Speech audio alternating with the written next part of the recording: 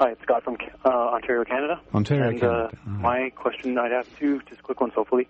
Mm-hmm. When raising calcium and getting heartburn, what would be the cause? And secondly, what to do for oily skin? Okay. So wait a minute. You said when you increase your calcium intake, you get heartburn? Yeah, so if I'm drinking 2 quarts of milk a day and having lots of cottage cheese and then trying to use extra eggshell or calcium carbonate and then getting like a heartburn reaction. Do you know if you get it specifically just to the eggshell when you take that in isolation or without food, though? Are you aware of that, or do you take... Or the cottage cheese, if it's very acidic. Yeah, it seems to be the only one I add in, like the extra, like the supplement of calcium carbonate or eggshell. How much eggshell are you taking? About half a teaspoon. Half a teaspoon. At a time or during the day? At a time.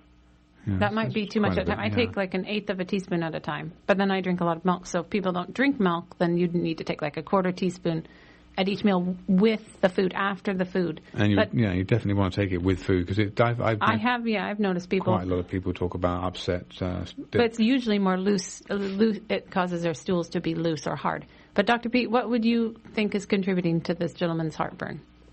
Lots of people get stomach irritation from calcium supplements and magnesium supplements.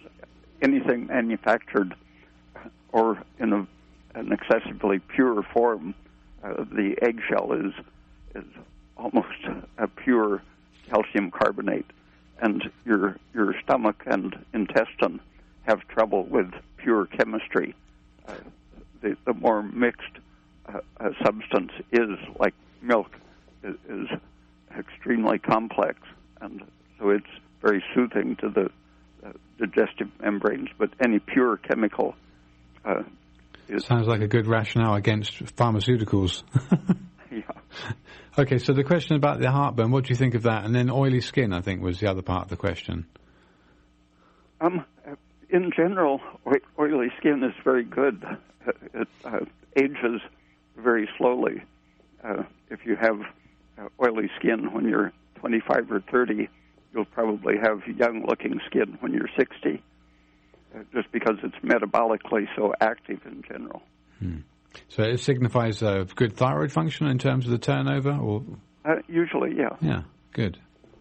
Okay, so did you have any other comments about the heartburn, though, from that caller regarding the calcium? Is the caller still on the air? I'm still here. Yeah. Well, did you take that eggshell on an empty stomach or after food? No, I take it with food. Okay, well, maybe it's just too much at once. What do you think, Dr. Peat? Half a teaspoon at a time is maybe a little intense? Yeah, I would just skip it for a week and see what happens. I mean, if you're getting 2 quarts of milk plus some cottage cheese, you're probably good. Yeah, I think I am good. I'm just trying to really push that calcium phosphate ratio. Well, how much meat are you eating a day? I'm not doing any meat right now at all. I'm doing basically all dairy and fruit, cooked fruit. Well, that's a diet very low in phosphate. Dairy is not high in phosphates. Yeah. He's trying to increase the calcium to phosphate ratio by bringing his phosphate consumption down. How much are you taking vitamin D at all? Yeah, I do take vitamin D, vitamin A, E, and K. Yeah, well, especially up there in Don't take Canada too much A. Sometimes vitamin A can be irritating to the intestine. I had to stop using it orally several years ago and use it only on my skin. There you go, because it's fat soluble. So and it's thyroid suppressive. How much A were you using a day? Are you using a day?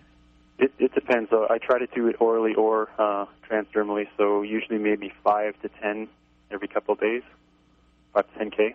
That might be a little bit too much for your thyroid function, because if you ate 4 ounces of beef liver, it typically has on average about 10,000 units, and you would want to eat 4 ounces of beef liver once a week. So that might be a little bit too much A.